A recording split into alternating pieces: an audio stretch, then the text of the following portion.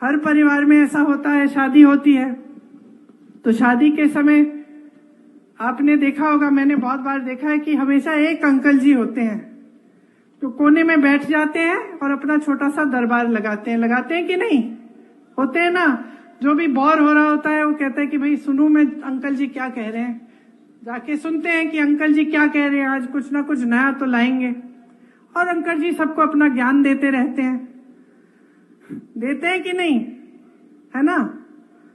अब आप बताओ, एक दिन अगर आप ऐसे एक शादी में या कहीं भी आप चाय की दुकान में बैठे और एक ऐसे ज्ञान देने वाले अंकल जी बैठे हों और वो कह रहे हैं सबको कि सावधान हो जाओ, अब जब सरकार आएगी ना कांग्रेस की तो एक्सरे की मशीन लाकर तुम्हारे घरों में जो बक्से पड़े हैं और जो घरों में तुमने छोटा अपना बचत अपनी की हुई है या तुम्हारी महिलाओं के जो मंगलसूत्र हैं उसको एक्सरे से निकाल के ये सरकार चोरी कर लेगी और किसी और को दे देगी।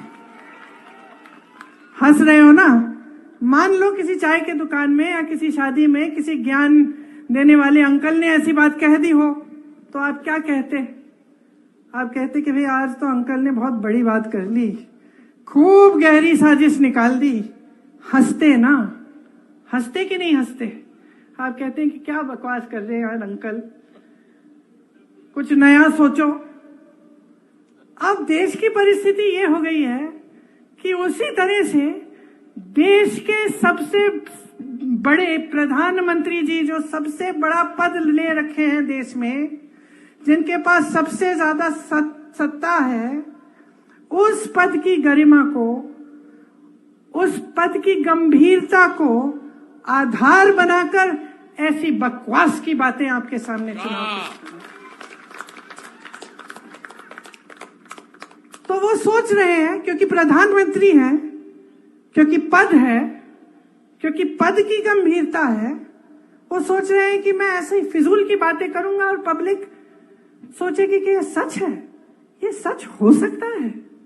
आप सोचिए, ये सच हो सकता है कि कोई ऐसा राजनीतिक दल सरकार बनाएगा जिसमें एक्सरे लेके आपके घर के अंदर घुसकर आपके गहने निकाल के किसी और को दे देगा? ये सच हो सकता है?